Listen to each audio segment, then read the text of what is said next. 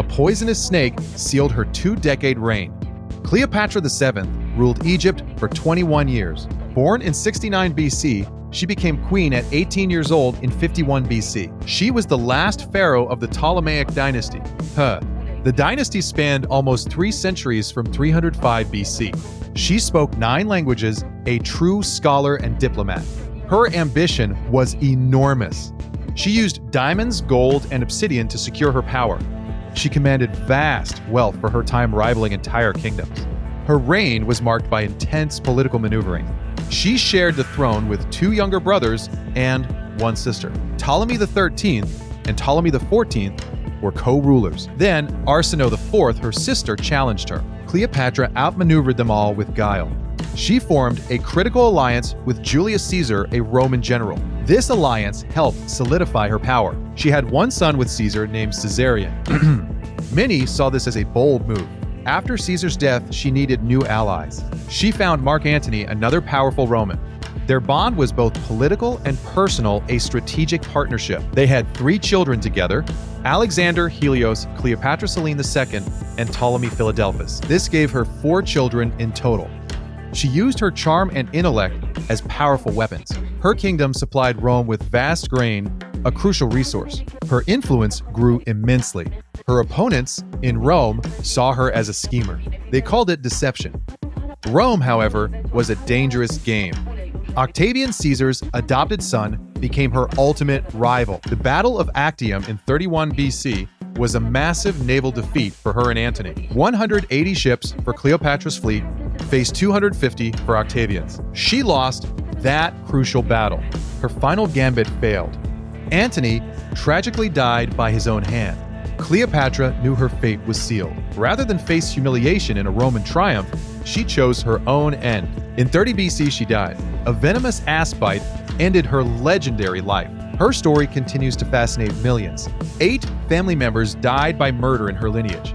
Cleopatra VII fought a ruthless political game. Her family, the Ptolemies, knew immense violence.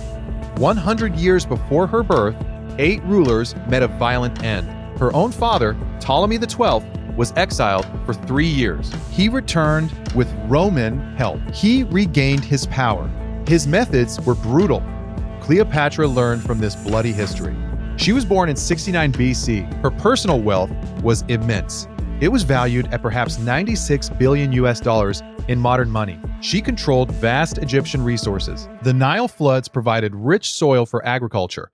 Egypt fed millions across the Roman Empire. 65 million bushels of grain went to Rome each year. Her royal income was 12,500 talents of silver. This was a colossal sum. She used it to adorn her throne and her image. She wore rare diamonds, obsidian, and heavy gold jewelry. These were symbols of absolute power. Julius Caesar arrived in Egypt in 48 BC. Cleopatra met him. She was 21 years old. He was 52. Their alliance was crucial. She spent 9 months with him in Alexandria. She provided him with vital financial aid. She also gave him military support. She gave him gifts worth many millions of sesterces. Caesar's forces helped her secure the throne. They defeated her brother, Ptolemy XIII.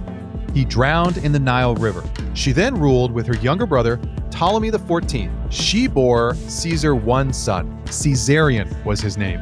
He was born in 47 BC. This heir strengthened her claim. After Caesar's assassination, she needed a new protector. Mark Antony became her next great Roman ally. Their first meeting was in 41 BC in Tarsus. She made a truly dramatic entrance. She arrived on a gilded barge. Its sails were purple with perfume. Silver oars propelled it through the water. Her beauty and intellect captivated him. She was 28 years old. He was 40. Their bond lasted 10 years. They had 3 children together. Twin son Alexander Helios and daughter Cleopatra Selene II were born in 40 BC. Son Ptolemy Philadelphus was born in 36 BC.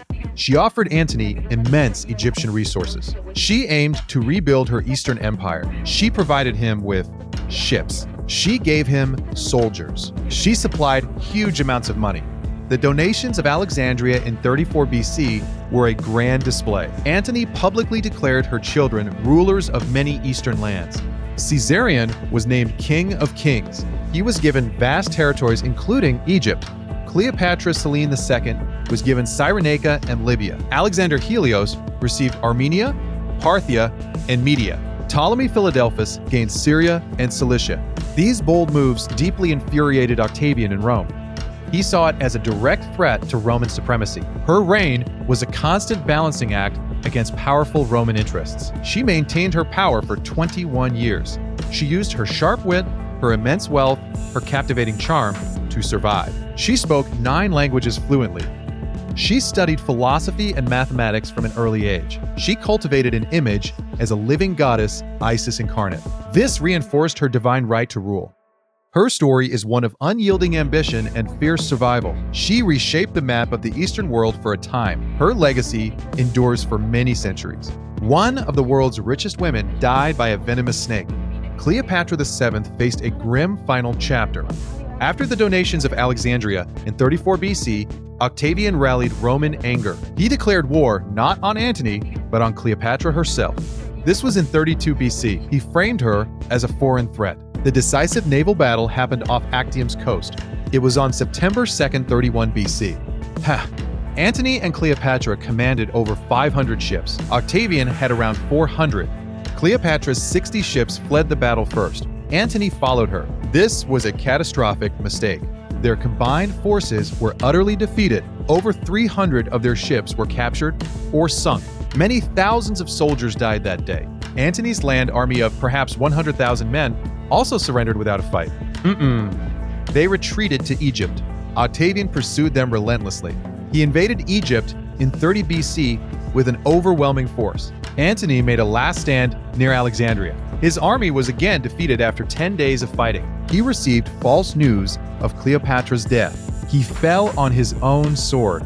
He died in 30 BC after 42 years of life. Cleopatra was captured by Octavian's forces. She tried to negotiate with him for weeks. She wanted to save her 3 children. She wanted to keep Egypt independent. Octavian had other plans. He intended to parade her in his Roman triumph. She was held in her own palace chambers. She had 2 loyal maids with her.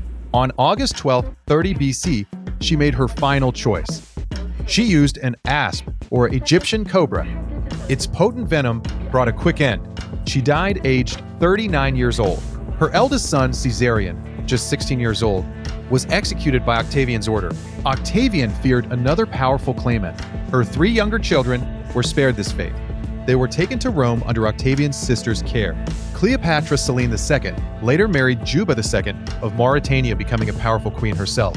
Her dynasty, the Ptolemaic line, ended after 275 years of rule.